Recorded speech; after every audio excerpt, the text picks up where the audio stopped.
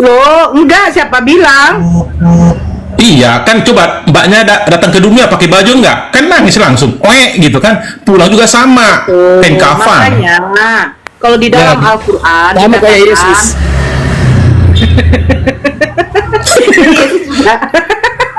Yesus juga. Oke, lanjut. Oe oe.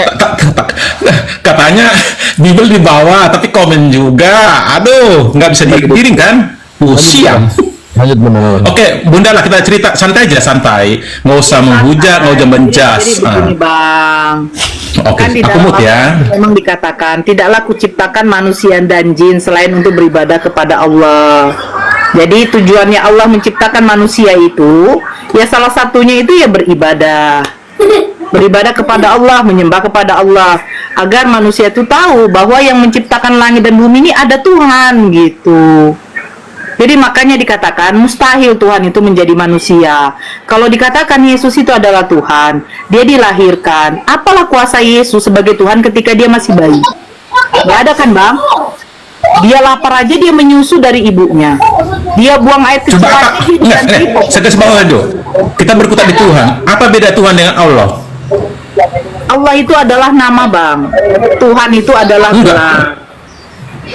Kan gelar kan? Tuhan itu gelar, Bang. Tadi saya bilang kan marah siapa tuh, apa kata Bible? Panggilan gelar. Tuhan itu memang gelar.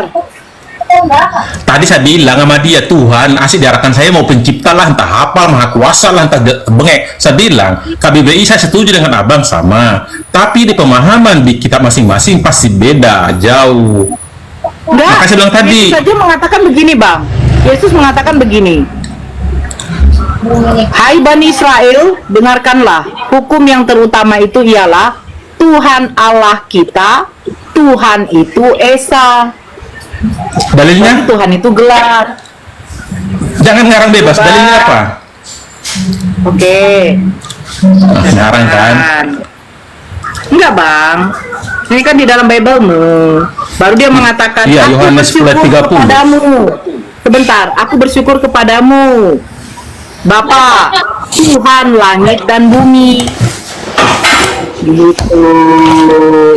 Yang Esa itu ada di ini, di Yohanes 20 ayat 3 apa 20 Enggak, ayat dia enggak. 10 ayat Dalam 30. oh enggak salah. Markus 12 nomor 29. Baca. Jawab Yesus, hukum yang terutama ialah, dengarlah hai orang Israel, Tuhan Allah kita, Tuhan itu Esa.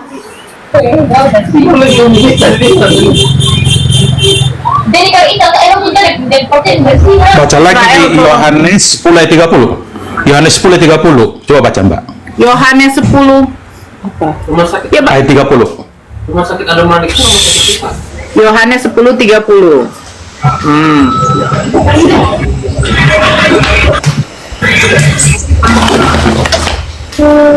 Yohanes 10 nomor 30. Jadi katakan, aku dan Bapa adalah satu. Tadi kan kita di sini membahas Bisa, kan? Tuhan itu adalah gelar. Iya kan? Ya. Allah itu adalah nama. Makanya Yesus mengatakan Tuhan Allah. Kalau dikatakan aku dan Bapa adalah satu, pertanyaan saya jadi begini, Bang. Mereka satu apa, Bang? Ya, kami ya trinitas lah kan, di tiga satu, tapi teman-teman tidak bisa Ya. mengimani Yang tiganya ini apa, Bang? Allah Bapa, Enggak, Allah yang Anak, dan Roh tiganya ini Kudus. apa? Apa? Esensinya yang tiga ini apa? Pribadinya Esensi. kah? Esensi lah, kalau Oke. Allah Bapa Yang itu kan satu nggak bisa ini kita apa? lihat. Oke, yang satunya apa? Ya mereka, dia juga gitu. Jadi Ya, yang satunya ini apanya? Hakikatnya kah? Iya, iya hakikatnya lah. Oke, hakikat menurut KBBI itu apa? Akan KBBI lagi. Ya, biar tahu, Abang.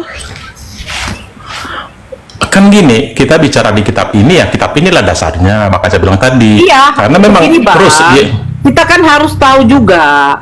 Kan dasar LAI menerjemahkan itu kan landasannya dari KBBI, Kamus Besar Bahasa Indonesia. Nah, kalau Kristen mengatakan 3 pribadi, 1 hakikat, ini hakikat, definisi hakikat itu apa? Sehingga yang 3 ini dijadikan 1. Hakikat itu apa?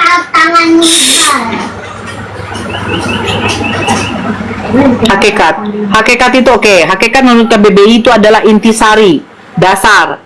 Nah, menurut Lukas 1 nomor 31, Yesus dilahirkan Bunda Maria, hakikatnya adalah manusia. Karena manusia melahirkan manusia. Betul tidak?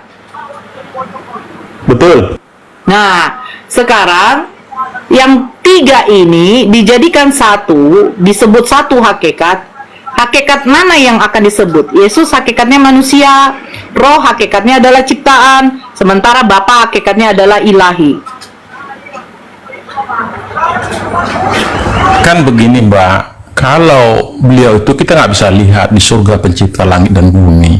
Jadi kalau kita mau jumpa seperti firman itu yang disampaikan oleh malaikat itu kepada Maria, jadi roh itu jadi apa? Saya jadi lahir hakikatnya manusia. Bang, hakikatnya ini disebut apa? Ya bisa jelaskan dulu.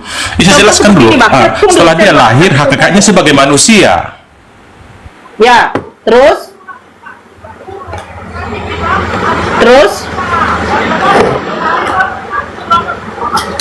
Bang, Itu tadi. Jadi selagi dia di posisi di dunia, mulai dari kecil sama seperti baby, sama juga merasa sedih juga ada sama. Jadi posisi dia selagi dia berdakwah di dunia sama dengan kita seperti imam lain kan gitu. saya kasih Jadi satu contoh aja nih Bang. Oke. Bangku. Saya kasih satu contoh. Ini kita sebut ini adalah botol. Dia dari kaca, tutupnya dari plastik, isinya air, cairan. Nah, ini sudah jadi 1 Bang. Nah, sekarang hakikatnya saya sebut sebagai apa Bang? Siapa bilang itu 1? Itu benda padat, benda cair, benda itu mana sama? Mbaknya jangan kayak gitu. Sekarang begini, yang dilahirkan Bunda Maria Mas bilang manusia 1. atau... Oke, yang dilahirkan Bunda Maria manusia atau Tuhan? Manusia. Oke, roh itu bisa kelihatan atau tidak? Tidak. Manusia bisa kelihatan? Bisa. Nah, sekarang Bapak bisa kelihatan atau tidak? Tidak. Nah, sekarang yang 3 ini kalau dijadikan 1, dia disebut apa Bang? Yang tidak kelihatan, yang kelihatan dengan yang tidak kelihatan. Kan itu tadi pemahaman, ya, nanti saya bilang ke iman, nanti jangan bawa iman. Intinya beliau itu tidak bisa kita lihat. Jadi firman itu juga manusia, sama dengan Anda juga waktu masih di dunia. Dan jelas kok dia nggak pernah bilang aku lo Tuhan, nggak pernah. Mana ayat dibilang aku lo Tuhan? Justru murid yang bilang. Saya tidak lari ke situ Bang. Saya lari yang 3 pribadi 1 hakikat. Yesus hakikatnya manusia, Roh hakikatnya ciptaan, Bapa hakikatnya ilahi. Nah, pertanyaan saya, yang 3 ini kalau dijadikan hakikatnya sebagai disebut apa, Bang? Enggak ada. Nggak Nah, bisa dibuat seperti itu. loh, sekarang kan hakikat artinya kan intisari, dasar. Iya. Yesus hakikatnya manusia, Roh hakikatnya ciptaan, Bapa hakikatnya ilahi. Ilahi tidak bisa kelihatan. Sama seperti perkataan Yesus, Bapa yang mengutus aku, suaranya tidak bisa kau dengar, rupanya tidak bisa kau lihat. Nah, roh itu adalah ciptaan. Kenapa dikatakan ciptaan? Karena manusia ini diberikan roh. Nah, segala sesuatu yang tidak ada menjadi ada, itu artinya ciptaan, Bang. Karena Tuhan tidak mungkin diciptakan, Bang. Setuju, Ya kan? setuju. Nah, roh ini adalah ciptaan, hakikatnya adalah ciptaan. Manusia, hakikatnya juga adalah ciptaan. Tapi manusia melahirkan manusia, tidak mungkin manusia melahirkan Tuhan. Ilahi, hakikatnya bukan ciptaan. Ilahi, hakikatnya adalah ilah. Nah, pertanyaan saya, yang 3 berbeda ini berbeda ini, Bang. Iya kan? Roh karena tidak kelihatan, manusia kelihatan. Iya, Ilahi juga dalam kelihatan. esensinya Yang berbeda. 3 ini, ya, yang 3 ini dijadikan satu hakikat. Hakikatnya apa disebut, Bang? Manusia kah, ilahi kah, atau roh? Karena dia 3 berbeda nih, Bang. Aku jawab. Silakan, Bang. Aku jawab. Silakan, Nah, silakan. jadi seperti saya tadi, ibaratnya karena proses itu dari yang maha kuasa yang nggak bisa kita lihat jadi berfilm jadi manusia jadi sampai seperti tadi ya, karena itu proses, jadi kita bilang itu trinitas gitu. Jadi kita nggak bisa urai-uraikan ini jadi apa, nggak usah sampai ke sana ke sebuah. Kenapa toh dia juga setelah bangkit kan jadi balik lagi ke dia. Contoh sekarang dia udah di sana, jadi kan mau Nah, dia bisa ketika bangkit dia jadi apa, Bang? sama dia ke surga. Bukan, Kembali ke dia. Ketika dia bangkit, apakah dia menjadi ilah? Ya balik ke ke normal. Oke, Bapak ini ilah atau tidak? Ilah Bapak, Allah Nah, Bapak. kelihatan atau tidak? Enggak. Enggak. Nah, Yesus ketika bangkit dia jadi ilah. Iya, baru hilang kan gitu kan? Udah Iya, ke dia surga. kelihatan atau tidak, Bang? Kata saksinya seperti itu kan, buktinya dia udah sampaikan jangan pegang aku karena sebelum saya kembali kepada Bapak kan gitu. Kan di situ Yang bangkit dia udah nggak bisa dipegang. Bang, ketika dia bangkit dia jadi manusia, dia masih manusia atau tidak, Bang? Iya, sempat masih manusia yang Anda bilang itu makan ikan goreng. Nah, ketika dia naik ke surga, ketika dia naik ke atas, dia manusia apa bukan? Udah jadi ya kalau dari segi keiman ya dialah yang jadi Tuhan udah di atas gitu. Intinya seperti yang dibilang Paulus itu, setelah mati dia baru kita bilang Tuhan. Kalau dia masih metong ya nggak mungkin sama dengan mbak saya kan gitu. Iya, maksud saya ketika dia naik ke surga tuh, dia manusia atau bukan? Ya dari segininya yang tertulis itu udah langsung jadi inilah, jadi kembali ke ilah. Berarti nggak kelihatan. Ya kan sampai sekarang udah nggak kelihatan kan, udah di sono dia. Bukan, waktu dia naik itu nggak kelihatan. Bang, kita bicarakan waktu dia naik, Bang. Iya, Dia ada naik saksi. ke surga, duduk di sebelah kanan Bapak. Nah, yang duduk di sebelah kanan Bapak ini manusia atau bukan? Itu kan cuman kalimat di ini, karena udah di sana kita mana tahu. Itu Yang saya itu tanyakan, firman. yang duduk di sebelah kanan Bapak manusia atau bukan, Bang? Udah kembali ke ujungnya, jadi Berarti gabung. nggak kelihatan. Iya. Kalau di Kelihatan, surga. Bang. Iya. Kalau di surga ya. Berarti tahu dari mana penulisnya bahwa Yesus duduk di sebelah kanan Bapa? Namanya firman, apa beda dengan kamu punya? Dari mana tahu di semua ayat itu kalau bukan karena di Siapa yang firman? mengatakan itu, Bang? Kan pada muridnya. Lah, muridnya tahu dari mana Yesus naik ke surga duduk di sebelah kanan Bapa? Kan mereka saksi, disampaikan. Makanya saya tanya, waktu Yesus naik ke surga itu berupa anak manusia atau bukan manusia lagi gitu loh? Kalau saya sih lihat dari bukunya dia udah mirip Wahyu lah, karena kan dia udah nggak sama dengan kita kan, terbang sendiri. Manusia mana bisa tanpa bersayap bisa ke atas kan? Berarti Mungkin dia ya. roh. Udah mengarah ke sana mungkin kali ya kalau saya baca, tapi kan pendapat saya. Abang baca Matius 24 nomor 27, Bang. Sebentar ya, santai kita ya. Oke. Aku buka dulu. Sebentar. 24 ayat 27 coba. Kalau nggak salah ya, mudah-mudahan. aku baca ya. Sebab sama seperti kilat memancar dari sebelah timur dan melontarkan cahayanya sampai ke barat, demikian pula kelak kedatangan anak manusia. Nah, berarti Yesus naik ke atas seperti manusia dan turun dia juga seperti anak manusia, Bang. Iya kelak, kita kan mana tahu, kita udah tengkorak semua, mana tahu kita. Loh, Bang, itu yang ngomong itu siapa? Ya diterangkan apa, Matius lah kan. Iya, yang ngomong itu siapa? Yang mengatakan? Oh ya Tuhan. Yesus bukan? Iya Yesus, karena dia kan Ya udah. tinta Jadi merah, Yesus- tinta merah ya. kan. Oke, jadi Yesus naik ke atas sebagai anak manusia dan turun akan juga sebagai Kan itu perumpamaan. Kalau anak manusia itu kan jangan bukan dalam syukur atas perumpamaan, manusia. Bang. Enggak loh, anak manusia. itu kan, Bang, Abang lucu loh. Sudah ada di situ kata kelak, berarti akan terjadi, Bang. Kok lu buat? Iya. Kok katanya Dengar perumpamaan? dulu. Dengar dulu, kata kelak anak manusia itu berarti Allah manusia dong. Kan bukan itu kiasan itu, Mbak. Anak manusia itu kiasan, bukan ya dia sendirilah gitu. Jadi jangan jadi Saya Abang ini nggak nyambung ya. Memang Betul. nggak nyambung. Yang saya tanya begini, Bang. Yesus naik ke sorga dan turun dari sorga itu nanti berupa anak manusia atau roh? Ya kalau di sini kita seperti letterlet betul, tapi intinya kalau kita pahami sendiri kalimat terakhir ini anak manusia, nanti orang bilang sama oh saya, Tuhan manusia kalau dong. Yesus itu turun akan berupa roh, itu aja lah Bang. Saya sudah tunjukkan data, dia turun akan berupa menjadi anak manusia. Nah, Bisa karena juga. Abang tidak terima, bantah saya pakai data. Kalau Tuhan itu turun akan berupa, Yesus turun nanti berupa menjadi roh. Nah begitu, itu yang baru namanya diskusi Bang. Oh ya, oke, makasih. Ya. Udah pas ya. Yang nomor 27 itu saya terima. Kan Ya. kan bekas Kristen, wajar lah paham dari saya. Maksud saya itu, abang bantah saya kalau Yesus katanya turun akan berupa menjadi roh. Biar saya terima gitu loh. Enggak, gini toh, saya kan belum tahu tadi, tapi itu udah ngasih ini pas. Setuju, 100 buat itunya. Iya, oke. Coba, Ustad Dian, Bang Katabe, Lulu jangan tidur, Bang. Aku mau makan ya, aku sudah. Tadi dulu.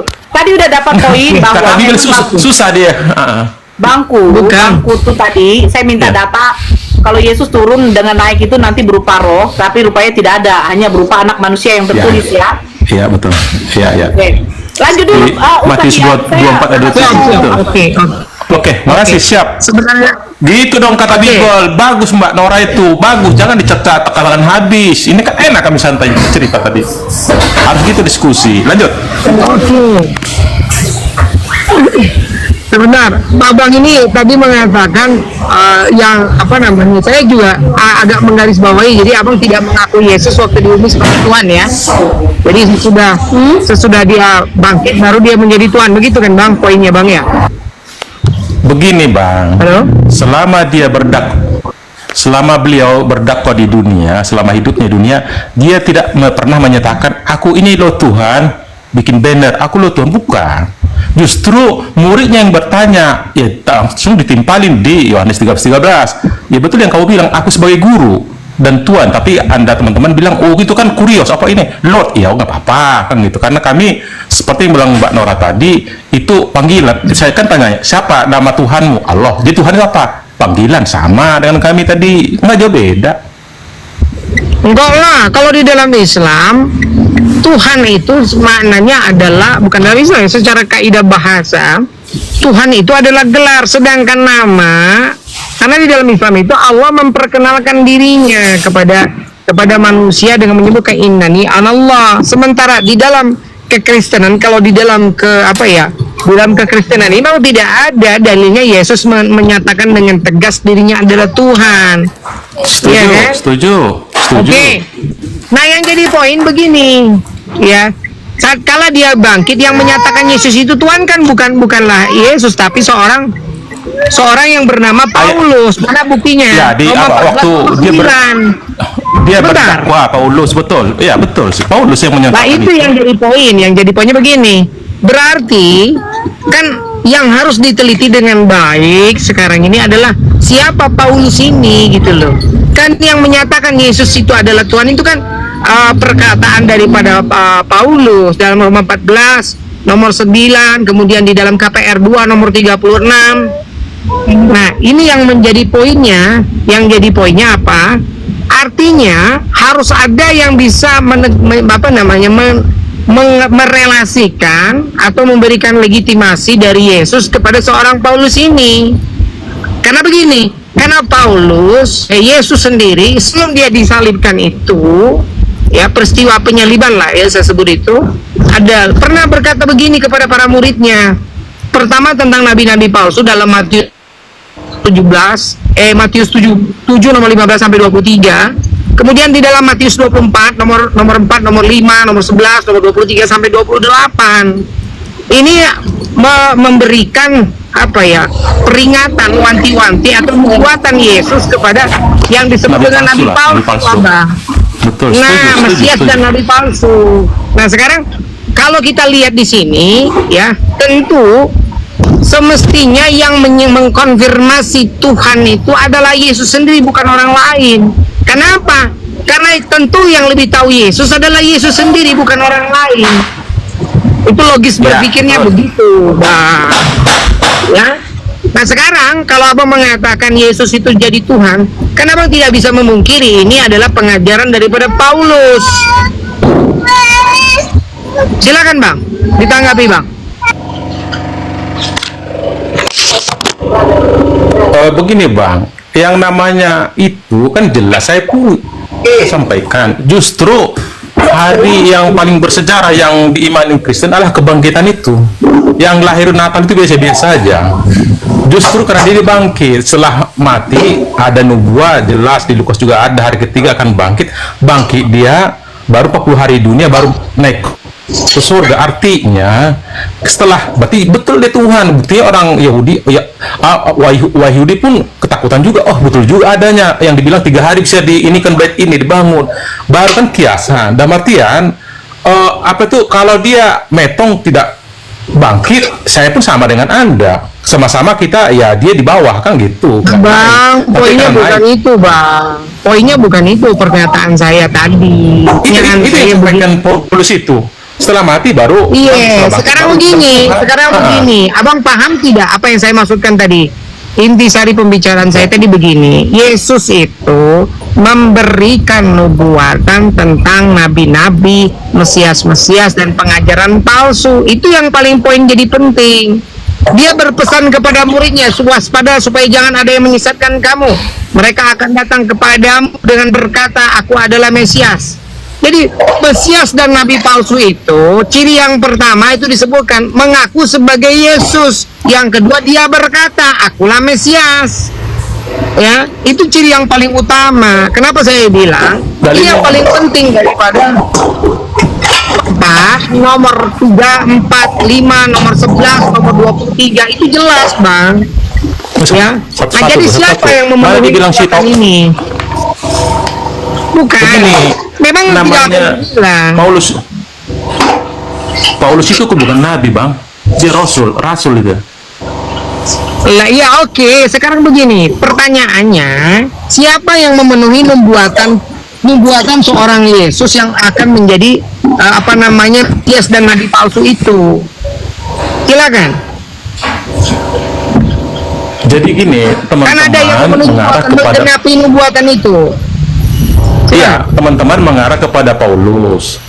Karena Paulus mempunyai sampai 14 bab mendominasi di perjanjian baru, sehingga dianggap dia salah satu masuk kriteria karena dia dari orang Farisi kan gitu.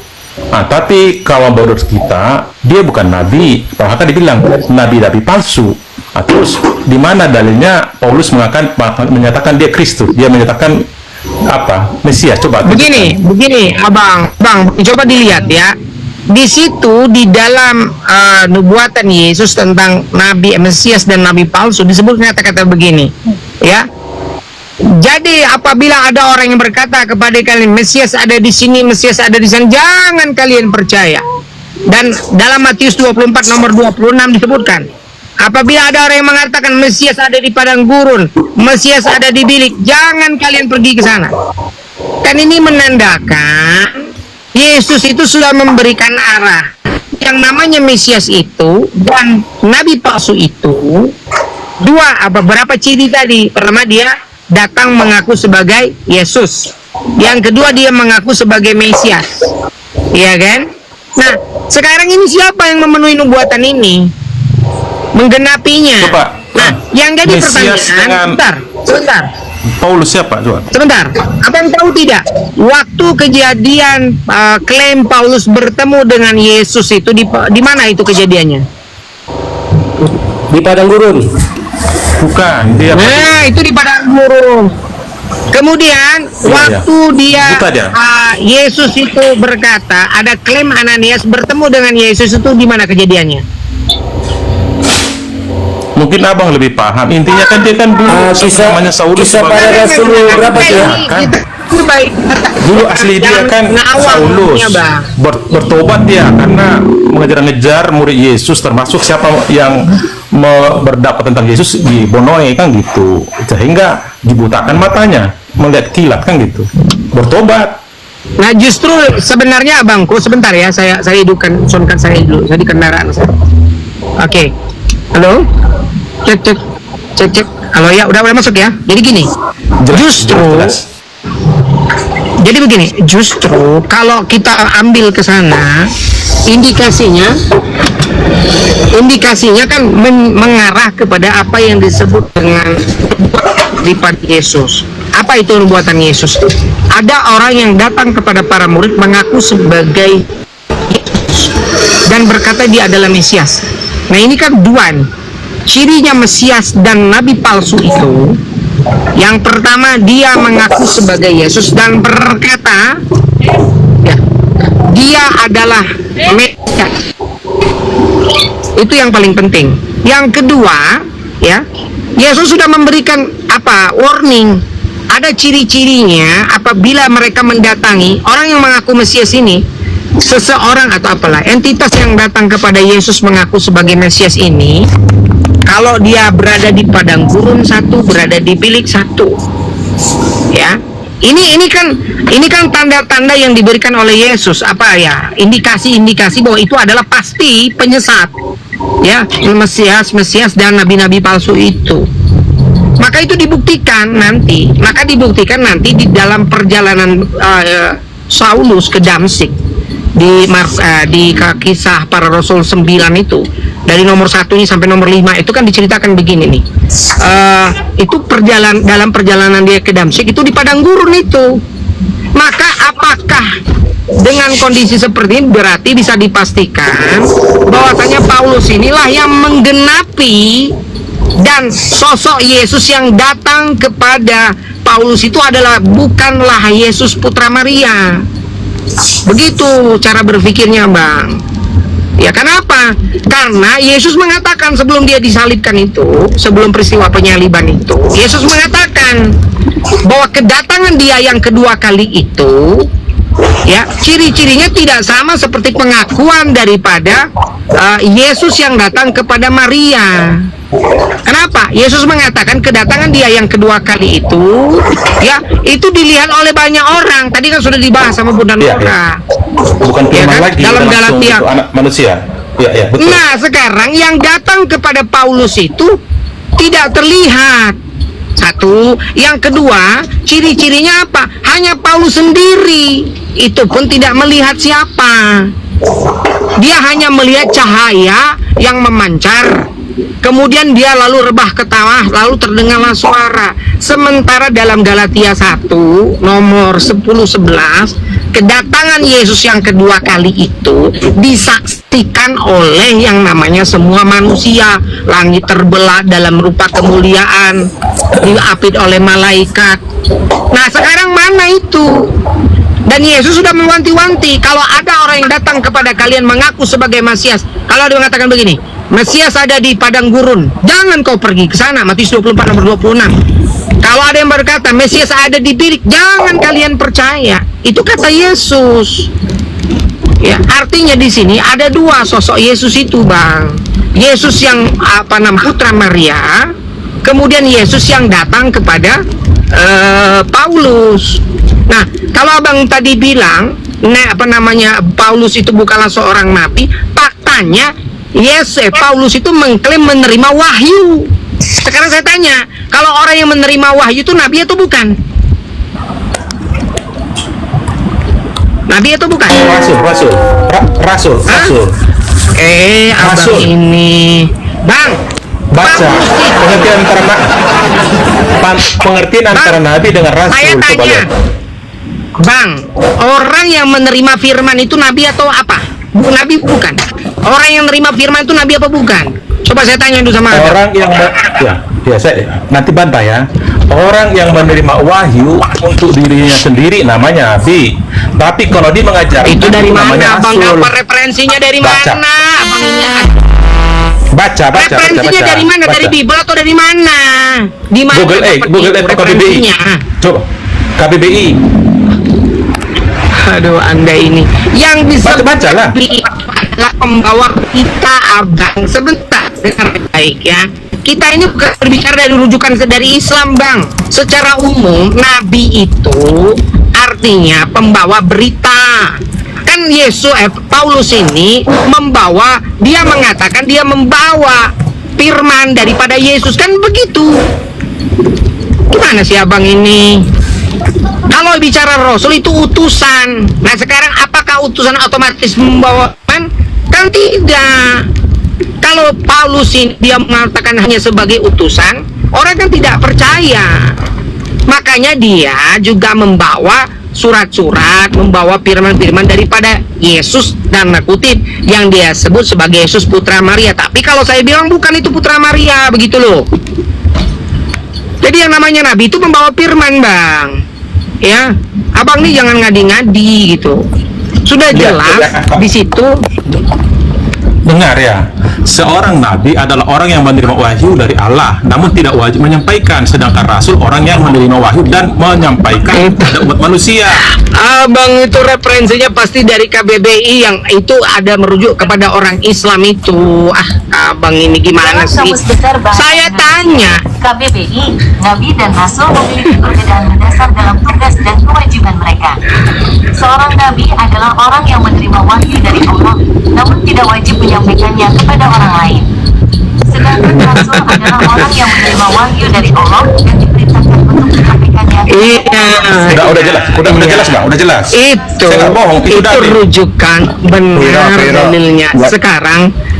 Sekarang begini, yang jadi pertanyaannya, ya, yang jadi pertanyaannya berarti sosok ini menerima berita dari Yesus, kan begitu? Kan Paulus lah yang mengabarkan kemudian bahwasanya Tuhan. Kita bahas dulu tadi kan masih pengarah KBBI. Di situ saya bilang ini KBBI, kalian bantah, nggak boleh. Itu Saya tidak membantah. Dengar dulu baik-baik ya. Artinya dua-dua bagian daripada ini adalah benar. Sekarang begini, yang jadi pertanyaan kan kalau bicara nanti yang disebut di dalam original teksnya kan apostolos di situ, Bang. Ya kan? Betul nggak?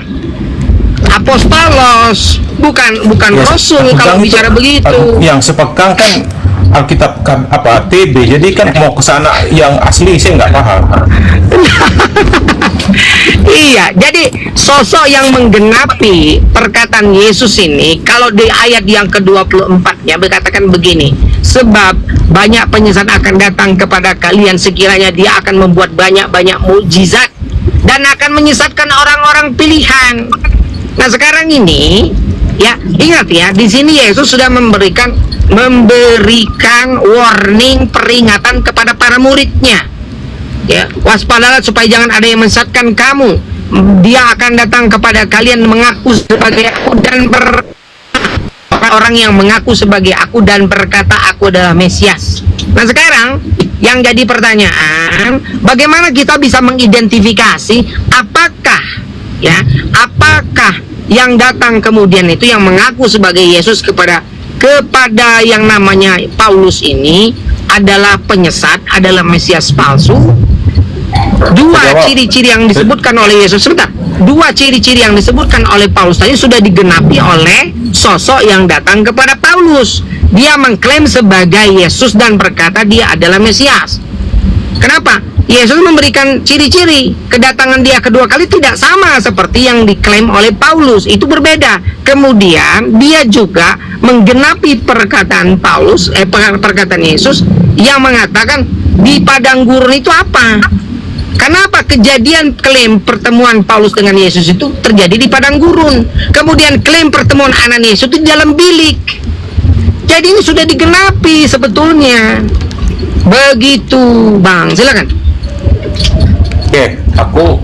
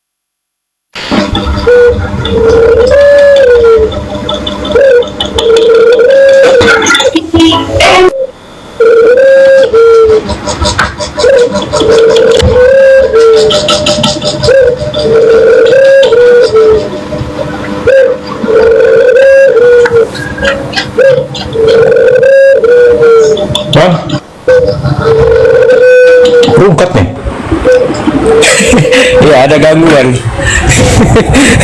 Oh, mohon maaf ya. Aku pun kok nggak bisa ngomong. Abang itu tadi mana? Abang tadi yang aku ngomong sama dia tadi mana?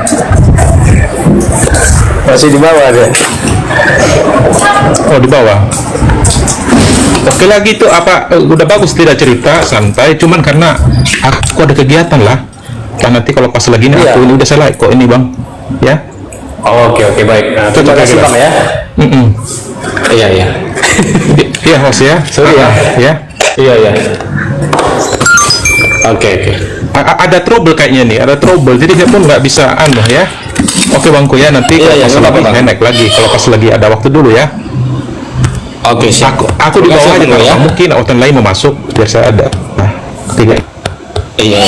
Kan dulu. Sudah saya hampir 1 jam kok. Oke. Salam sehat bangku ya. Saya mohon maaf mana Iya, tahu tadi iya, ada iya. kurang lebih ya. Saya mohon dimaafkan ya.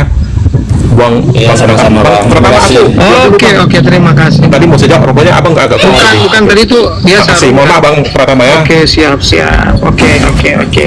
Nah, saya nggak rungkat, cuman kok keblok tadi kok nggak bisa ngomong itu baru saya lagi. Enggak, memang Oke, salam sehat semua ya. Oke. Iya. Oke, ditaruh bawah aja saya bang, biar saya sambil jalan bisa. Makasih. Ya, Selamat sama-sama. pagi. Sama-sama. Ini ada Paus Franciscus ini dari tadi kita sapa nggak ada suaranya. Halo bang, monitor bang, monitor. Halo.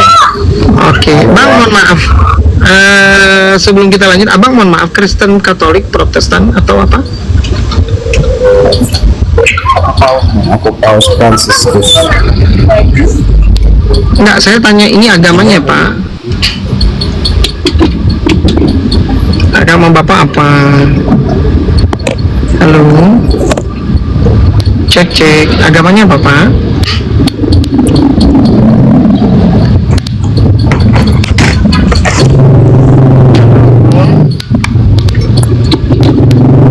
Ini bapak, ini diskusi itu gimana sih ya? Sering nggak menyimak ini pak? Pak, Paus, Pak. Menyimak saja. Oh, kalau begitu dibawa dulu aja Pak. Bapak Muslim atau Kristen Pak? Biar jelas Pak. Halo. Ya sudah, Anda dibawa dulu kalau nyimak saja Pak ya. Oke. Silakan rekan-rekan Kristen. Tadi kan kita juga lanjut. Ya. Kita sapa dulu ya. Si siapa ini Bang? Neng Lili. Assalamualaikum. Waalaikumsalam warahmatullahi. Alhamdulillah. Halo. Bang Bi, monitor Bang Bi. Iya ya. Bang Bi, monitor Bang Bi.